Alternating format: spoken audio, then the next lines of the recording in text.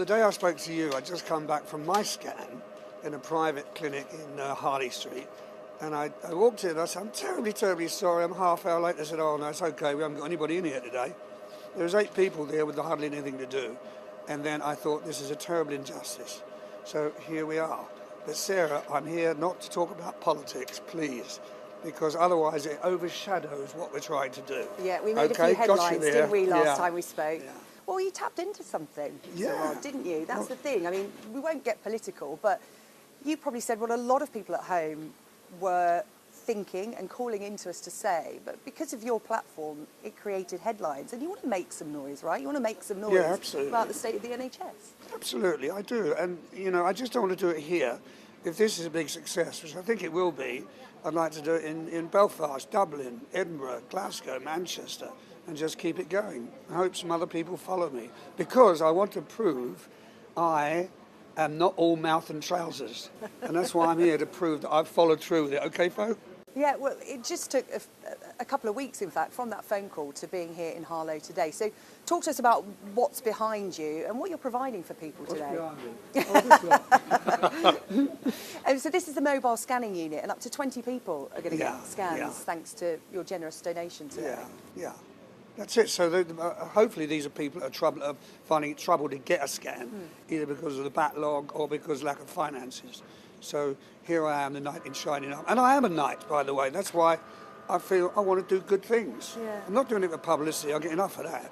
Yeah, that's the thing. You did say when we spoke, and you just said it again there, that you hope this would spark something, that other people would see what you were doing and make similar generous gestures. Yeah. Because you're in a fortunate position, right? And you were upfront about that. You said you could afford to do this, so you are. But you do think that's not sustainable. It shouldn't come to this, should it? It shouldn't take Sir Rod Stewart coming in on his white horse to provide scans for people. White rolls. Yeah, white roller. Whatever it takes. No, it shouldn't. You know, we've got to sort this out. We're in dire straits here. I mean, if I am going to get political, I think we should send the Ukrainians some F-16s. That's up to you, Prime Minister. Yeah, you can't sort that one out, no? Well, I wish I could. Yeah. I mean, I've been supporting them for years, the Ukrainians. On stage, I have the flag, and I wear a blue and yellow suit and do a song and dedicate it to them, and feel very strongly about it. Because if the Ukrainians lose, it's the end of civilization as we know it. You know, it's all over. Yeah, you say so F-16s, please. Yeah, you say you don't want to get political, but everyday life is political, isn't it? When you talk about what's going on in Ukraine, what's going on in the NHS. So in that respect, you know, full credit to you for using your platform and just saying what you think. You're not pulling any punches, you're not mincing your words, you're just being refreshingly honest, because you can be. Yeah, I can be. How honest do you want me to get? How much time have we got? You're going to meet some people here today that are going to benefit from these scans today. And obviously you've been through a similar experience yourself. What kind of words of reassurance will you give people that are starting on a journey you've been on and are continuing on, because it's something you always live with? Yeah, it is something you always live with, and you do gain this amazing appreciation of life when you have a cancer scare like I did, of cancer of the throat and as your father's. But, you know, fight the good fight, that's all you can do. Stay active, don't lay home in bed, you know, you just got to keep on working and doing what you're doing. And pray to God. Yeah.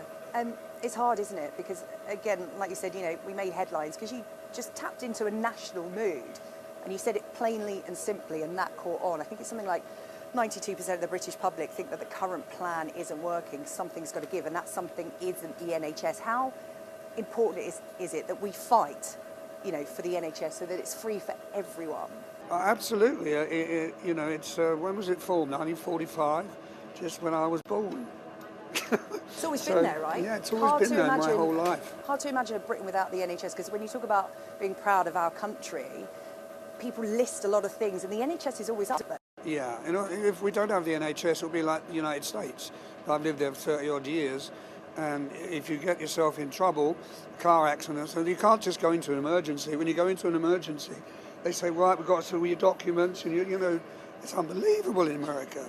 And it doesn't work there either, but I think it's working better there than it is here at the moment, and we must pull it together. Yeah, the knock-on effect would be huge, wouldn't it, for British society? It would just change the face of things if people don't have access to food. So I'm not all mouth and trousers, Sarah.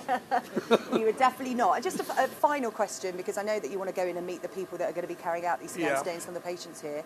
What would your message be to NHS staff? Because it is grim, it's not getting any better. Junior doctors are going on strike as well since we last spoke. Yeah, the I read pictures that. got even worse. So what would you say to them to sort of boost their morale? If you Hang in there, hang in there. I think the junior doctors came back with a counter offer, which I don't know the number, but I find it to be reasonable. There must be enough money in the coffers to pay up for these nurses. Only 2 years ago we were clapping, and now, bless them, they work so hard. Salt of the earth. Yeah. And you're going to keep supporting people, like you said, you want to start this as a trial and perhaps do more. Yeah. And, you know, this is a long-term relationship between you and the NHS in terms of giving back, I sense from the conversations we've had. Yeah, it is. You know, I mean, I've used the NHS many times when I was little with an ingrowing toenail. They took good care of me when I was 6. They literally cover everything, don't they? They do, yeah, even ingrowing toenails. So Rod Stewart, absolute Sarah. pleasure to see you. Thank you so much for And your mum and making dad this live happen. around here, don't they? They do, yeah. Oh, let's Might go pop and in have for a cup of tea. with them. Oh my God, my mum would be over the moon. I better ring ahead. Okay. Thanks, everyone.